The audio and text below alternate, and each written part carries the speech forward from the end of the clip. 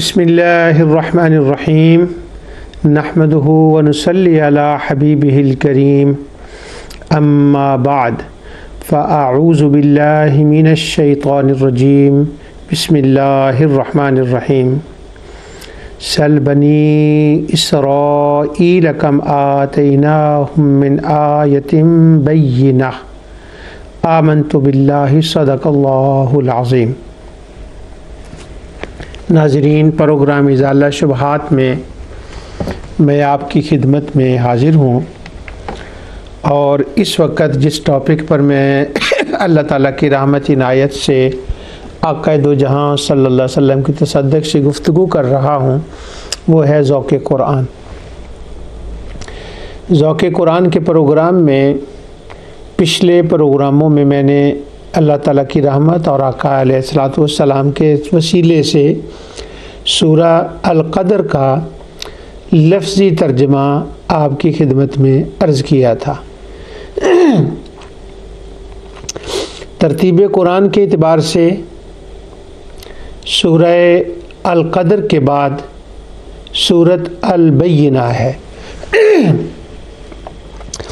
और सूरत अल-बय्यिना एक बहुत इम्पॉर्टेंट और कुरान की अहम सूरत है। इसके अंदर बेशुमार मज़ामीन का बयान है और ये वो सूरत है जिसके अंदर अल्लाह सुब्हानहु व तआला ने अरब के जो उस वक़्त तीनों बड़े ग्रोह थे हुजूर की आमद के वक़्त, उन तीनों को एक ही आयत के अंदर ख़ताब फरमाया और मानने वाले और मुनकिरीन उनका हाल बयान फरमाया और आखिर में मानने वालों की जज़ा का और उससे पहले ज़रा मुनकिरीन की सज़ा का बयान फरमाया। तो अल-बय्यिना एक पूरा बयान है। सूरा अल-बय्यिना कुरान करीम की तरतीब के एतबार से जो मुसहफ़ शरीफ की तरतीब है उसके एतबार से ये 98 सूरत है, 98 सूरत 98। तो इसका मतलब ये हुआ कि इस सूरत के नाजिल होने से पहले 97 सूरतें नाजिल हो चुकी थी और उनके अंदर एक बयान और बयान की हद और उस बयान का फिर एक खुलासे के तौर पर जो है वो इस सूरत में बयान आया। नुज़ूल कुरान के एतबार से नहीं, तरतीब कुरान के एतबार से इस सूरत के मकाम को ज़रा देखें कि ये किस मुकाम पर सूरत को रखा गया है, क्योंकि जो कुरान करीम की सूरतें हैं जिन जिन मकामात पर उन सूरतों को रखा गया है कि एक सूरत के बाद ये दूसरी सूरत और दूसरी सूरत के बाद ये तीसरी सूरत, ये जो तरतीब है ये तरतीब ऐसी नहीं है कि किसी ने अपने इज्तिहाद से इसको कायम कर दिया। नहीं, ये तरतीब वो है जो ख़ुद अल्लाह सुब्हानहु व तआला ने कायम फरमाई और पहली ये तरतीब जो कायम हुई वो लौहे महफूज के अंदर थी और फिर वहाँ से उसी तरतीब के मुताबिक सैयदना जिब्राईल अलैहिस्सलाम पहले आसमान पर इस तरतीब को लाए और फिर जब आक़ा दो जहां सल्लल्लाहु अलैहि वसल्लम के ऊपर कुरान नाजिल हुआ तो बाइतबार नुज़ूल तो सूरतें मुख्तलिफ़ औक़ात में आईं, लेकिन जब उनको तरतीब दिया गया तो जिब्राईल अलैहिस्सलाम हुज़ूर अलैहिस्सलातु वस्सलाम को बताते कि ये सूरत फ़लाँ सूरत के बाद आएगी, ये सूरत फ़लाँ जगह पे रखी जाएगी, क्योंकि ये तरतीब जो है ये लौहे महफूज की तरतीब है। तो ये अचानक इज्तिहादी नहीं, ये तौक़ीफ़ी है, ये अल्लाह सुब्हानहु व तआला की तरफ से और नबी करीम सल्लल्लाहु अलैहि वसल्लम की तरफ से ये तरतीब है। अब सूरा अल-बय्यिना की तरतीब को जब हम देखते हैं तो इस सूरत अल-बय्यिना से पहली सूरत है सूरतुल क़दर, जिसका लफ्ज़ी तर्जमा पिछले हफ्ते को हमने ख़त्म कर दिया, और सूरत अल-क़दर से पहले है इकरा। अब इन ज़्यादा मैं पीछे सूरतों की तरतीब में नहीं जाता। इसी से अगर देखें तो इकरा जो है ये वो सूरत है जिसके अंदर वही का बयान है कि अल्लाह सुब्हानहू व तआला ने वही को नाजिल फरमाया। और जो दूसरी सूरत है अल-क़दर, उसके अंदर ये बयान है कि कब इसको नाजिल फरमाया, और सूरत अल-बय्यिना के अंदर ये है कि किस पर इसको नाजिल फरमाया। तो अब तरतीब यूँ बनेगी वही, कब और किस पर। अगर इस तरतीब को इस एतबार से देखा जाए तो ये मसला तरतीब के एतबार से ही वाज़ेह हो जाता है कि इसके अंदर जो 2 मरतबा अल-बय्यिना आया है और जो सूरत का नाम अल-बय्यिना है, इस अल-बय्यिना से मुराद ख़ुद कुरान है या ज़ात मुस्तफ़ा सल्लल्लाहु अलैहि वसल्लम है, वही कब और किस पर।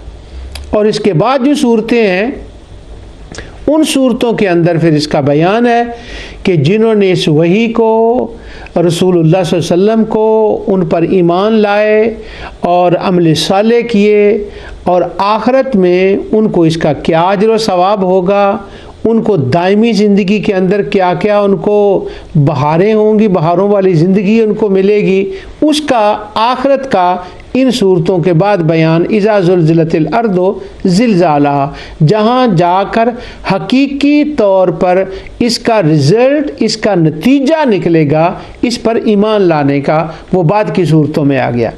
वही कब, किस पर, और इसका नतीजा और इसका अजर और ना मानने वालों का क्या होगा, वो जो बाद वाली सूरतें हैं जिनमें मुकम्मल कंटिन्यू एक सूरतों का सिलसिला है जिसके अंदर आखिरत का बयान है, वो वहाँ पर आ गया। इसके अंदर है, ये पहली बात थी जो मैंने आपकी खिदमत में अर्ज़ करनी थी। इसके अंदर मैंने एक जुमला बोल दिया, उस पर तो बड़ी तफसील से मैंने बात करनी है कि अल-बय्यिना का तरतीब के एतबार से देखें तो अल-बय्यिना कौन है, किस पर, कौन मुराद है यहाँ पर, उसका मसला तो तरतीब के एतबार से ही हल हो जाता है। लेकिन इंशाअल्लाह चूँकि उसके अंदर एक ग्रेट इख्तलाफ का मसला है, उस पर वो अगले प्रोग्रामों में चलकर उस पर अल्लाह के फ़ज़ल से तफसीली में गुफ्तगू आपके सामने करूँगा। तो ये जो 2-3 प्रोग्राम शायद इस पर हो जाए, मुझे लगता है, मेरे माइंड में तो शायद 2 प्रोग्राम ही हो, लेकिन मुमकिन है 2 से भी ज़्यादा हो जाए, अल्लाह आलम। कि इसका जो इब्तिदाइया है, इस सूरत का जो मुकद्दिमा है, यानी इस सूरत की पहली आयत पर पहुँचने तक, पहली आयत का लफ्ज़ी तर्जमा करने तक, इन चीज़ों से पहले बाखबर होना ज़रूरी है, जिसको मैं इस सूरत के मुकद्दिमा का नाम दे रहा हूँ, या उसको इब्तिदाइया का नाम दे रहा हूँ, या उसको तारफ़ का नाम दे रहा हूँ। वहाँ पर पहुँचने तक अगर ये चीज़ें ज़हन में ना हों तो शायद वो जो इसकी पहली ही आयत है उसको समझने में कुछ मुश्किलात पेश आए। अल्लाह ताला आसान फरमाए। अब ये सूरत अल-बय्यिना एक मुश्किल सूरत है। अब वो मुश्किल क्या है, इस पर तो अगले प्रोग्रामों में 2-3 में यही बात ही चलेगी, मुश्किल है, मुश्किल है, उसकी क्या वजूहात हैं, किन एतबार से मुश्किल है, तो उसकी मुख्तलिफ वजूहात हैं, वो इंशाअल्लाह ताला आहिस्ता आहिस्ता मैं आपकी खिदमत में अर्ज़ करता हूँ। इसको टाइम लेकर, टाइम देकर, क्योंकि कुरान करीम को समझने के लिए, और उसकी गहराई तो बड़ा लफ्ज़ है, कम से कम उसका सतही फ़हम के लिए, ऊपर से जाने के लिए, नाज़रा की हद तक समझने के लिए टाइम की रिक्वायरमेंट है, वक़्त देना है। और अगर कोई वक़्त ना दे तो फिर वो कुरान की उस लज्जत को और मारिफत को, उस हलावत को वो पा नहीं सकता अगर वो अपने वक़्त की कुर्बानी ना दे तो इसलिए वहाँ तक पहुँचने तक कुछ वक़्त लगेगा। अब ये मुश्किल सूरत है। अब ये मुश्किल जो लफ्ज़ मैंने बोला, इसकी कुछ तफसील होगी। पहले यह है कि ये सूरत मुश्किल है। किस एतबार से? पहले नंबर पर तो ये बाइतबारे हिफ्ज़ मुश्किल है। ये लफ्ज़ तो बिल्कुल सिर्फ हाफिज़ों के लिए कह लें कि ये मैं डेडिकेट कर रहा हूँ, या उन लोगों के लिए जो कुरान करीम की जिन्होंने चंद सूरतें याद की होती हैं। उसका सबब यह है कि ये सूरत हाफिज़ों के एतबार से, बच्चों के एतबार से वो मुश्किल है, इसलिए कि इसके अंदर मुतशाबे हैं। और मुतशाबे का मतलब ये होता है हाफिज़ों की ज़बान में कि एक लफ्ज़ बार बार आए और यकदम जब वो लफ्ज़ आयत ख़त्म होती है तो फिर उसके बाद अगली आयत जो शुरू होती है तो वो हाफिज़ अमूमन उसके अंदर कन्फ्यूज़ हो जाते हैं। अब इस सूरत का ज़रा देखें कि ये मुतशाबे हाथ के एतबार से हाफिज़ों के लिए, बच्चों के लिए जो इब्तिदा हिफ्ज़ करते हैं वो किस तरह से है। ये पहली आयत ख़त्म होती है हत्ता तातियहुमुल बय्यिना, तो ये बय्यिना आ गया। आगे आयत शुरू होती है रसूलुम मिनल्लाह। उसके बाद फिर आगे है वमा तफर्रकल्लज़ीना आयत, और फिर वो ख़त्म होती है मा जाअतहुमुल बय्यिना। और फिर उससे आगे 5वीं आयत शुरू होती है वमा उमिरू। तो अब जब 2 बार बय्यिना आ गया ना, तो 2 बार बय्यिना आने के बाद अब वो कि ये पहला बय्यिना है या दूसरा बय्यिना है, अब कोई गलती से मुतशाबा इसको कहते हैं। जब उसने पहली बार पढ़ा ना हत्ता तातियहुमुल बय्यिना, तो उसको मुतशाबा लगेगा तो वो आगे शुरू कर सकता है वमा तफर्रकल्लज़ीना, यानी वो रसूल मिनल्लाह से उसको वो आगे गुजर जाएगा। दूसरा है मा जाअतहुमुल बय्यिना। जब इस आयत को पढ़ेगा तो आगे कहना चाहिए वमा उमिरू, ये आयत की तरतीब है। तो अब जो नए नए याद करने वाले हुफ़ाज़ होते हैं उनको यहाँ ये मुँह मुतशाबा लगता है, क्योंकि ये जो दूसरा है ना मा जाअतहुमुल बय्यिना, इसके बाद वो फिर पीछे चले जाते हैं रसूलुम मिनल्लाह, इसको वो शुरू कर देते हैं। तो ये मुतशाबा हो गया। अब उसके बाद दूसरा लफ्ज़ देखें कय्यमा। इसके अंदर जो कय्यमा लफ्ज़ है तीसरी आयत के अंदर है फ़ीहा कुतुबुन कय्यमा। अब यहाँ जब कय्यमा कहा तो हाफिज़ों की ज़बान में क्या होगा, बच्चों के एतबार से, बल्कि हाफिज़ों में भी मैं कह रहा हूँ सिर्फ बच्चे ने, फ़ीहा कुतुबुन कय्यमा। अब यहाँ कय्यमा के बाद है वमा तफर्रकल्लज़ीना। अब मुतशाबा क्या लगेगा, रसूलुम मिनल्लाह यतलू सुहुफ़म मुतहहरा फ़ीहा कुतुबुन कय्यमा वमा इन्नल्लज़ीना। तो वो आगे फिर कय्यमा आता है तो अगली आयत पर जा सकता है। अब जो वमा उमिरू इसकी 5वीं आयत है उसके आखिर में फिर है वज़ालिका दीनुल क़य्यिमा। तो ये हाफिज़ों की एक टिपिकल लैंग्वेज में आपके सामने बोल रहा हूँ। तो वो जो टिपिकल लैंग्वेज है ना हाफिज़ों की, उस एतबार से ये मुतशाबों की एतबार से ये मुश्किल सूरत है। अब आगे चलिए, इसके अंदर है फ़ी नार जहन्नम खालिदीन फ़ीहा उलाइका हुम शर्रुल बरिया। अब यहाँ ये लफ्ज़ आ गया उलाइका हुम शर्रुल बरिया, ये पहली आयत नंबर 6 है और 7 के अंदर फिर वही लफ्ज़ दोबारा आ गया इन्नल्लज़ीना आमनू आमिलुस्सालिहाति उलाइका हुम खैरुल बरिया। ये जो उलाइका हुम है ना और उलाइका हुम, ये दोनों मुतशाबे हैं। अब अगर जब बंदा बड़ी उम्र को पहुंच जाता है तो फिर तो उसको पता चल जाता है कि ये पहले इन्नल्लज़ीना काफ़रू है और यहाँ पर उलाइका हुम खैरुल बरिया नहीं हो सकता। कुफर के लिए तो खैरुल बरिया नहीं होगा, ये तो बड़े बाद की बात है। लेकिन मैं जो इब्तदाई ज़माने के हुफ़ाज़ होते हैं उनकी बात कर रहा हूँ, फिर वो उलाइका हुम में उनको फिर यहाँ मुतशाबा लग जाता है। तो मुतशाबा जो होता है ना हाफिज़ों की नज़र से, उस एतबार से ये मुश्किल सूरत है। और ये सिर्फ यही नहीं, बहुत सी सूरतों के अंदर है और इसी को वो मुतशाबे कहते हैं। बड़े अरसे की बात है, तकरीबन आज से 25 ईयर्स शायद की पहले की बात हो, मैं एक मेरे फाजिल दोस्त हैं हाफिज़ मोहम्मद अली साहब, उन्होंने अपना जामिया कायम किया शेफील्ड के अंदर। तो मैं उनको मुबारकबाद देने के लिए गया, मिलने के लिए। तो मैंने कहा कि आपने अपने जामिया इस्लामिया जो आपने जामिया बनाया है, इसका आपने बच्चों के लिए नाज़रा पढ़ने वालों के सिलेबस क्या तजवीज़ किया है। तो वो मुझे बताने लगे कि मैंने ये तजवीज़ किया है कि जो नाज़रा बच्चे पढ़ें वो ना इज़ा ज़ुल्ज़िला से लेकर वन्नास तक सूरतें याद करें, नमाज 6 कलमे और वो वलाद इज़ा ज़ुल्ज़िला से आगे सूरतें याद करेंगे और ये फ़लाँ फ़लाँ चीज़ें उर्दू, और वो उन्होंने अपना सिलेबस बताया। तो मैंने उन्हें कहा कि आपने इज़ा ज़ुल्ज़िला से लेकर वन्नास तक क्यों किया है? तो आपने इसके आबाद लम यकुनिल्लज़ीना सूरत है, सूरतुल क़द्र है, इकरा, इसके अंदर वो वही का जिक्र और वो सारी बातें हैं, तो आप इसको वद्दुहा तक ले जाते या आगे चल ले जाते? वो कहते हैं नहीं, जो बच्चे होते हैं ना उनको इब्तदाई तौर पर यही सूरतें ठीक हैं, इज़ा ज़ुल्ज़िला से लेकर वन्नास तक, क्योंकि जो लम यकुनिल्लज़ीना सूरत अल-बय्यिना है ना, जिसको लम यकु भी हम कहते हैं हाफ़िज़ों की ज़बान में, ये मैं चूँकि वही टर्मिनोलॉजी बोल रहा हूँ इसलिए मैंने वो अल-बय्यिना की बजाय लम यकुनिल्लज़ीना सूरत को कहा है। तो कहने लगे ये मुश्किल सूरत है। तो मैंने कहा मुश्किल क्यों है? तो वो कहने लगे इसके अंदर मुतशाबे बहुत हैं, तो बच्चों से ये जल्दी याद नहीं होती, तो पहले वो याद कर लें अच्छी तरह से, जब हम दूसरी बार सेकंड ईयर में उनको अगली सूरतें याद कराएंगे ना तो ज़रा पुख्ता हो जाएंगे, फिर हम लाकुन यकुनिल्लज़ीना शुरू कराएंगे। तो अब जो बच्चे अमूमन मसाजिद में भी पढ़ते हैं उनको पहले आखिरी सूरतें याद कराई जाती हैं, तो वो इज़ा ज़ुल्ज़िला तक आसान होता है और अल-बय्यिना एक मुश्किल है हिफ़्ज़ के एतबार से। अब ये मैं तमहीद क्यों बांध रहा हूँ ज़ौक़ कुरान के अंदर?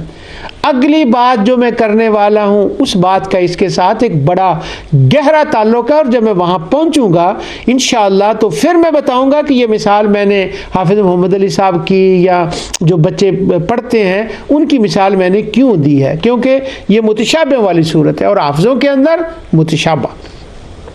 अब जब तरावी में कुरान करीम हाफिज़ पढ़ते हैं तो हुफ़ाज़ जो होते हैं पढ़ने वाले उनको मुतशाबे बहुत लगते हैं, इसलिए जो सुनने वाले होते हैं ना पीछे मुक्तदी खड़े होते हैं, तो वो हुफ़ाज़ की हौसला अफजाई के लिए, और हाफिज़ ख़ुद भी एक दूसरे की हौसला अफजाई के लिए लफ्ज़ बोलते हैं। अगर किसी को ज़्यादा मुतशाबे लग जाएं और वो ज़्यादा बार तरावी में रुक जाए या शबीना पढ़ रहा हो तो वो ज़्यादा बार रुक जाए, तो हम ये कहते हैं कुरान एक समुंदर है, और समुंदर का मतलब मुतशाबे बहुत ज़्यादा है। मैंने सिर्फ एक सूरत की आपको ये मिसाल दी, पूरा कुरान इसी तरह ही है, और वो पूरी आयत होती है और आयत के अंदर आखिर में 2-3 लफ्ज़ और हो जाते हैं, बाकी सारी आयत वही होती है जो पहले एक बार आ चुकी होती है। ये ऐसा क्यों है? ये तसरीफ़ी आयात है, इसका ताल्लुक़ ज़ौक़े कुरान और फ़हम कुरान के साथ है कि कुरान का यही उसलूब है कि एक जगह मुख्तसर बात, दूसरी जगह उसकी तफसील, फिर तफसील के साथ उसका एक तकाबल, और फिर तकाबल अदियान, और फिर उसके अंदर असल मकसद, तो वो एक चीज़ें होती हैं। इसलिए अल्लाह सुब्हानहू व तआला ने कुरान के अंदर इस उसलूब को बयान फरमाया है। तो अब जो मुतशाबे होते हैं हाफिज़ों के अंदर बड़े होते हैं, बड़ा मुश्किल होता है। जय्यद पक्का हाफिज़ उसको कहते हैं कि जो हाफिज़ जिसको कम मुतशाबे लगे, ये बड़ा मुश्किल मसला होता है मुतशाबों का, लेकिन पक्का हाफिज़ उसको कहते हैं जो ऐसे हो। अब ये जो कहते हैं कुरान समुंदर है, तो इस समुंदर कुरान के होने की भी ये लफ्ज़ हम बोलते हैं तो इसके कई मानी होते हैं। अब अगर हाफिज़ों के एतबार से हम इसको कहें कि ये समुंदर है तो इसका मतलब है मुतशाबे उसके अंदर बहुत ज़्यादा हैं। अब कोई और समुंदर का है तो उसका क्या मतलब है ये मैं बाद में बताता हूँ। यहाँ पर हाफिज़ों की एक बात मैं आपको सुनाता हूँ। ये मेरे उस्ताद ग़रामी हज़रत, उन्होंने हमें ये वाक़या सुनाया, बचपन के अंदर हम ये उनसे सुनते थे और लोगों से भी। जब हम कुरान शरीफ हिफ़्ज़ करते थे शरकपुर शरीफ के अंदर जामिया हज़रत मियाँ साहब रहमतुल्लाह अलैह के अंदर, तो वो जामिया हज़रत मियाँ साहब एक बड़ा पुराना मदरसा जो तकरीबन उसकी फ़ाउंडेशन तो हज़रत मियाँ शर्म साहब रहमतुल्लाह अलैह ने कायम कर दी। बाद में हज़रत सानी साहब रहमतुल्लाह अलैह ने उसको मज़ीद तौसीअ अता फरमाई और वो चल रहा है और आज तक माशाअल्लाह उसके अंदर काम हो रहा है। तो जब हम उस मदरसे में हिफ़्ज़ करते थे तो हमने अपने असातिज़ा से ये बात सुनी कि वो कहते हैं कि आज से 50 साल पहले की ये बात है, तो वो उससे भी 50 साल पहले की बात करते थे, यानी कह लें 100 साल पहले की ये बात हो गई उस ज़माने में। तो वो कहने लगे वहाँ एक डॉक्टर थे, बाज़ार के अंदर उनकी कोई डॉक्टरी की दुकान थी, गालिबन उनका नाम वो डॉक्टर अब्दुल गनी था, हाँ याद आ गया मुझे, ही वो बताते थे। तो हुजूर सानी साहब रहमतुल्लाह से ज़माने की, इब्तदाई ज़माने की ये बात है, जब वो नया नया हिफ्ज़ का मदरसा शुरू हुआ तो लड़के हिफ्ज़ करते थे। उस ज़माने में शबीने का रवाज होता था, 4-4 5-5 लड़के मिल के वो कुरान पूरा नवाफिल के अंदर ख़त्म करते, और क्या बात है, लोगों की वो पीछे होकर खड़े होकर सुनते। तो उस डॉक्टर साहब ने ये कहा, आज से 100 साल पहले की ये बात है, हो सकता है 100 से भी ज़्यादा हो। तो उन्होंने कहा कि कोई हाफिज़ ऐसा हो कि जो हाफिज़ पूरा कुरान एक रकात में सुनाए, एक रकत में सुनाए, और लेकिन उसको मुतशाबा ना लगे। अब वो मुतशाबे वाली कंडीशन, शर्त बड़ी सख्त थी। वैसे तो पढ़ने को कई पढ़ सकते हैं, बहुत से लोगों ने पढ़ा एक रकत में कुरान करीम को पढ़ा है, सहाबाए किराम से भी ये बात साबित है। ये मैंने वैसे ही बात कह दी है कि किसी का बिदअत की तरफ ख्याल न चला जाए कि ये क्या हुआ एक रकत में कुरान पढ़ना, तो सहाबा से भी ये बात साबित है। अच्छा, उसने कहा कि एक रकत में कुरान मगर मुतशाबा ना हो।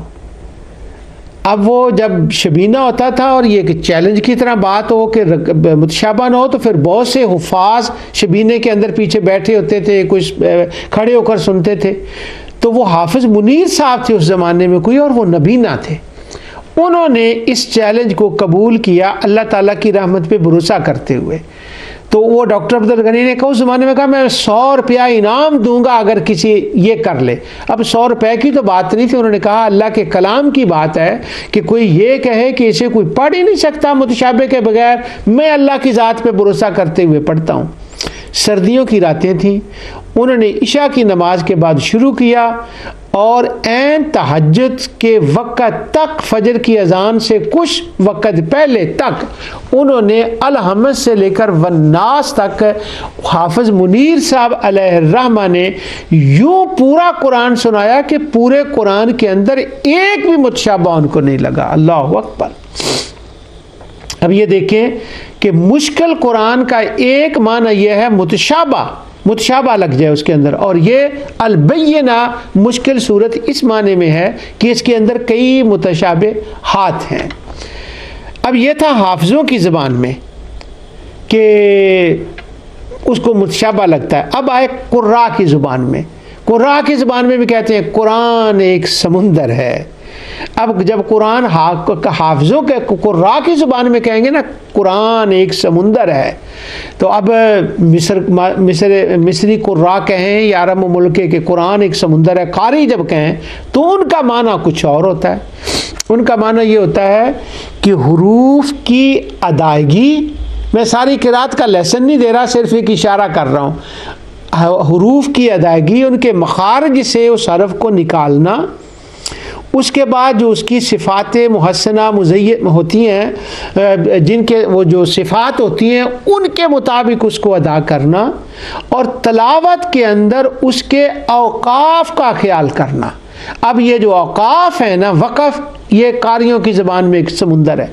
अब कारी पीछे से एक पढ़ता आ रहा है, जब उसने वक़फ़ करना है ना, जैसे सैयदुल कुर्रा कारी अब्दुल बासित अलैहिर्रहमा वक़फ़ फरमाते हैं या दीगर कुर्रा, तो जब वो वक़फ़ फरमाते हैं तो वक़फ़ में ही सारा हुस्न, सारा कमाल, सारी तलावत, सारा जो तरन्नम जो कुछ होता है वक़फ़ के अंदर, इसको कारियों की ज़बान में कहते हैं वक़फ़। अगर किसी कारी को दाद देनी हो कि उसने बहुत खूब पढ़ा है, तो आप अगर उसको कहें ना बहुत कमाल पढ़ दिया, बहुत अच्छी तलावत हुई, तो वो समझेगा कि ये नॉर्मल तारीफ़ है। और अगर उसने औक़ाफ़ वक़फ़ अच्छे किए हैं तो आप बाद में उसको मिलें, उसको उस कारी को कहें तलावत करने वालों के कि क्या कमाल वक़फ़ किया था आपने। अगर आप भी वक़फ़ को समझते हैं और उसको जब उस वक़फ़ की दाद देंगे तो आंखें उठाकर देखेंगे कि हाँ ये बंदा समझता है। फिर आप कहें कि कुरान तो समुंदर है, पर माशाअल्लाह आपने जो वक़फ़ किया है उसका हक़ अदा कर दिया। तो ये कारियों की ज़बान में अदायगी, मखारज व सिफ़ात और औक़ाफ़, इसका नाम है समुंदर। अब यही बात जब उलमा की ज़ुबानी आप कहेंगे, सुनेंगे कि कुरान एक समुंदर है, अब हाफिज़ों की ज़ुबान और हो गई, कारियों की ज़ुबान और हो गई, अब उलमा की ज़ुबान एक और हो गई। अब जब उलमा से आप ये बात सुनेंगे कि समुंदर है, उनका मतलब होगा मानियो मफाहीम के एतबार से, मंशा मुराद के एतबार से। अल्लाह अकबर। वो उसका गहराई में जाकर उसका क्या मीनिंग निकलता है और उससे फहम क्या हासिल होता है और इस आयत का मंशा क्या है, इससे मुराद क्या है, इसका नतीजा क्या है, इसका सबब नुज़ूल क्या है, तो उलमा के एतबार से इसको समुंदर कहेंगे। अब वो अगर आम नाज़रे खान हो, नाज़रा कुरान पढ़ने वाले, वो भी कहेंगे कुरान एक समुंदर है। अब वो चूँकि घर में ख़वातीन ने, बच्चियों ने काम करना होता है, तो वो कहते हैं ये भी एक समुंदर है। तो वो एक तरफ से कुरान शुरू करते हैं, लंबा अरसा गुजर जाता है, वो कुरान ख़त्म नहीं होता। बाज़ लोग तो माशाअल्लाह इसमें बड़े पंचुअल होते हैं, जल्दी कुरान ख़त्म करते हैं। तो अगर उनसे पूछें तो वो कहेंगे कुरान एक समुंदर है, यानी एक तरफ से अलहम्द से शुरू किया और वन्नास तक, और फिर अलहम्द और अल बकरा की पहली 5 आयतें जिसको अल हाल मुर्तहिल कहते हैं, तो वो एक तरफ से शुरू करके आखिर तक पहुंचना, ये अवाम के नज़दीक समुंदर है। मुतशाबे हों तो ये हुफ़ाज़ के एतबार से समुंदर है, और अगर औकाफ और उसकी अदायगी देखें तो ये कुर्रा के एतबार से समुंदर है, और अगर उसकी मंशा मुराद और फ़हम के एतबार से देखें तो ये उलमा की ज़ुबान के अंदर ये समुंदर है। और एक समुंदर सूफिया की नज़र में है, और वो सूफिया की, जब सूफिया कहेंगे कि ये कुरान एक समुंदर है, तो सूफिया का कुरान पढ़ना, समझना, उसके मंशा व मफाहीम के अलावा एक मुशाहिदाती दुनिया होती है। तो जब वो अल्लाह ताला की इतनी बड़ी कायनात का कुरान के ज़रिए से, थ्रू द कुरान वो मुशाहिदा करते हैं, तो वो कहते हैं कुरान एक समुंदर है। तो अब जब समुंदर का लफ्ज़ कोई कहेगा तो ये देखना होगा कि समुंदर कहने वाला कौन है। अब उसके एतबार से ये कुरान एक समुंदर है। अब ये बात मैंने अल-बय्यना के हवाले से की है कि अल-बय्यना एक मुश्किल सूरत है, और मुश्किल का माना मैंने बाइतबारे पांचों जो मैंने बयान किए हैं वो पांचों के एतबार से इसके अंदर आ जाते हैं। ये मुश्किल है हुफ़ाज़ के एतबार से, अवाम के एतबार से, सूफिया के एतबार से और उलमा के एतबार से। जो भी कहेगा ना अल-बय्यना मुश्किल है, तो उसके सामने वो एक चीज़ होगी कि वो अपने एतबार से उसको मुश्किल कह रहा होगा। अब ये जो अल-बय्यना है ये एक मुश्किल सूरत है, और ये मुश्किल सूरत मैं अब एक आलिम की ज़ुबान से, पहले तो मैंने वो हाफ़िज़ मोहम्मद अली साहब दामत बरकातुहुल आलिया की ज़ुबान से, हाफ़िज़ों की ज़ुबान से बताया, अब मैं एक आलिम की ज़ुबान से बताता हूँ कि ये एक मुश्किल सूरत है। और आलिम भी कोई आम आलिम नहीं, बल्कि उम्मत मुहम्मदिया का इल्म और तफसीर की दुनिया का वो नय्यर आज़म है, और दुनिया जानती है उसे इमाम फ़खरुद्दीन राज़ी। और इमाम फ़खरुद्दीन राज़ी कुरान की तलावत करने वाले, तलावत का मतलब अब बामाना नाजरा तलावत नहीं होगा, अब राज़ी की शान के मुताबिक उसकी तलावत का मतलब होगा। हमा वक़्त कुरान की तरफ उनका दयान, और उनके ज़माने में जितने वो थे लोग दूसरे मज़ाहिब बातला वाले, सबका रद्द इमाम राज़ी ने कुरान से किया है। इस वक्त वो इमाम राज़ी मेरा मौजू नहीं। अब इमाम राज़ी ने अल-बय्यना के बारे में क्या लिखा है, अब ज़रा अल-बय्यना का मकाम फिर मैं दोबारा कहता हूँ, 97 सूरतें इससे पहले नाजिल हो चुकी हैं। अब जब 97 सूरतें इससे पहले नाजिल हो चुकी हैं और 98 सूरत है, अब उसका नाम है अल-बय्यना, तो इसका माना ये हुआ कि ये इतनी अजीम सूरत है, इसके अंदर मानियो मफाहीम, मंशा मुराद, इतना बहरा गहरा समुंदर बह रहा है कि जब आपकी नज़र 97 सूरतों के ऊपर हो तो ये खुलासे के तौर पे लें तो तब पता चलेगा कि अल-बय्यना का नाम अल-बय्यना क्या है, अल-बय्यना का माना क्या है। इस पर तो आगे चलकर बात करूंगा मैं, लेकिन अभी अल-बय्यना का माना है एक ऐसी खुली बात, ऐसी